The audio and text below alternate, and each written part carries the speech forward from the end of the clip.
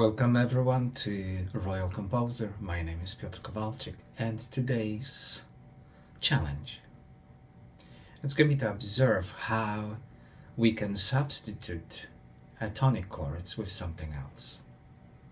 So today's lesson is all about getting to know a blues, a fundamental concept of it. We just heard the piano and bass relationship, how they coexist. Now it's time to just add additional voicings for fun. So what we're going to do, we're going to bring human voices and we are going to just imply them for fun.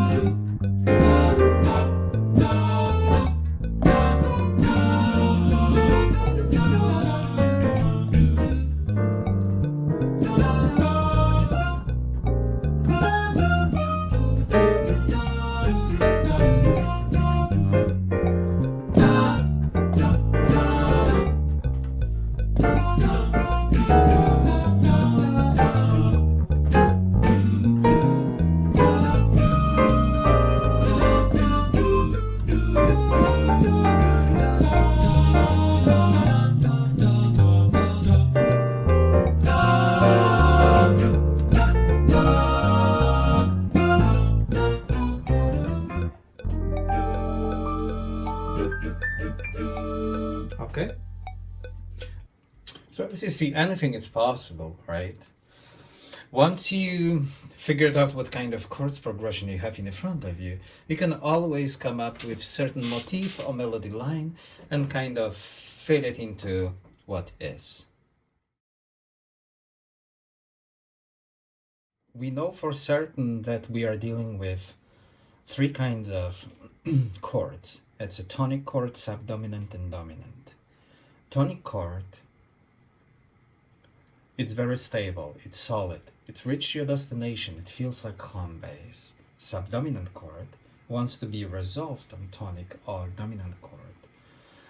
So could go both ways. Dominant chord wants to be resolved on a tonic, and sometimes we just substitute this tonic resolution for another subdominant chord. So once we have the structure figured out, we know for certain in the key of C. Let's just bring the piano back. So this is a major tonic, minor tonic. Subdominant chord, the same thing, could be major subdominant chord or minor subdominant chord. Dominant chord, of course, wants to be resolved immediately on a tonic, and it depends which kind of tonic you're looking for, but could be major or minor. Okay, the blues, what it does to us, it just introduces this first way of reharmonization and how we can reharmonize what we already know about tonic chords. So we know that this is major, the major 7, minor 7, and by doing C7 we automatically reharmonized the previous chord. This is an example of what's happening. So if we choose the key of C, what we have right now is this reharmonization of the tonic chord first. We know that the F7 is a reharmonization of subdominant chord, which is supposed to be minor or major.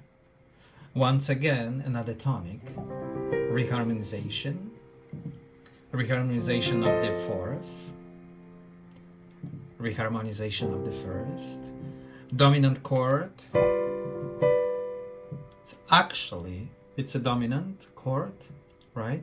but it's gonna be resoluted on subdominant, which is reharmonized already for another dominant chord, and we've got a reharmonized tonic and the fifth. So actually we've got only two G7, two chords which actually we don't change. Rest of it, it's different. In the second page, we call them 1 because it's on the first scale of previous diatonic scale. Fourth, 4/7, because it's a fourth, F from C. 1, again 4, again 1, and you probably now you know for certain that it's 5, 5, 7, 4, 7, 1, 7, and 5. So the Roman numbers definitely help us out to kind of get the glimpse of chords progression. What I love about the Roman numbers, that gives us freedom. For example, if I translate 1, 4, 1, 4, 1, 5, 4, 1 into the new key of 7, F, like key of F, for example, I'm gonna do 1. My 4 is gonna be actually B flat 7. 1 is gonna be F again, right? B flat 7, once again F7, and this is C7, which is B flat 7 and F7. So now I don't look for it like C7, F7. I look at 1, 4 in a key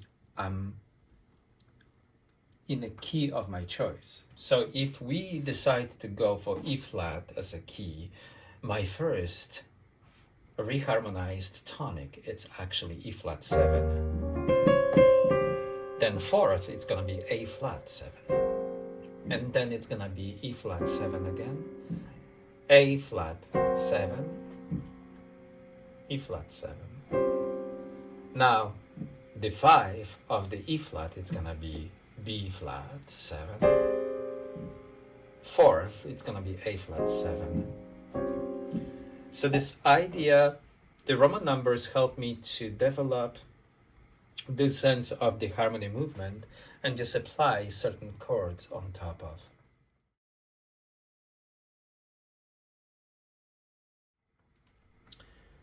Yes. Okay. So now we already mentioned reharmonization. If we take our reharmonization to the next level and we start to develop it, we realize that, you see, this is 1, 7, 4, 7. But before the next 1, 7, we can do a sub 5 of 4, which means sub 5 of 4.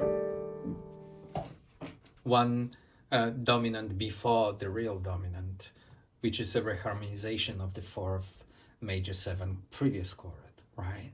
And when we follow the idea of the same, we could do a bunch of subdominants, subdominant of 5, actual 5, subdominant fourth, actual fourth, subdominant 2, which basically it's gonna resolve on subdominant 5, and so on, so on. So we can start thinking about our reharmonization in a much more complex way by throwing into our already established chords progression with additional dominants. And also we can add additional 2 minus 7 before each dominant as well. Now, how we resolute them, it's another ball game, because we could resolute them half a step from above, right? Or we can just jump perfect fifth down to the final resolution. Now, I want you to look at this page, and we are going to add additional page. Now, this additional page, we decided to apply the actual chords progression. So this was just a discovery page when we find a way to expand our reharmonize the whole tune and make it even more complex. Look, this is the new page. So our new page,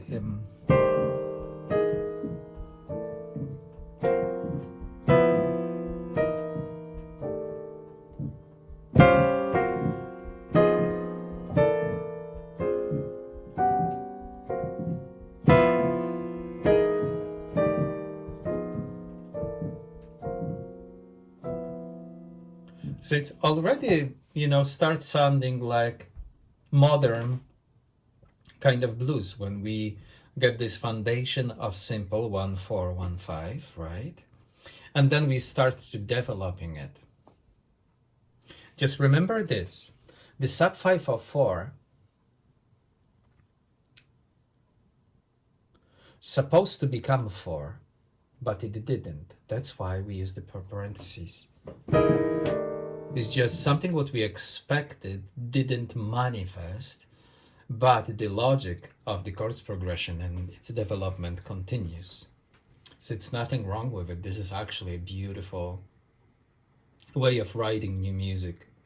Okay, so based on the Roman numbers, we found a way to introduce a new chords progression on top of this 12-bar form of simple blues, which is 1, 4, 1, 1, 4, 1, 1, 5, 4, 1, 1, and 5. Okay, so what we did to it, we did 1,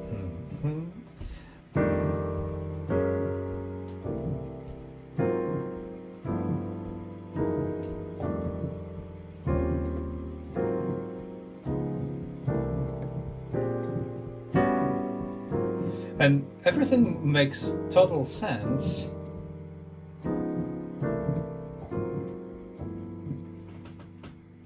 Okay? And now we can very easily translate this writing, this idea, to the new key. And basically use the same structure for something else. 5, 6, 7.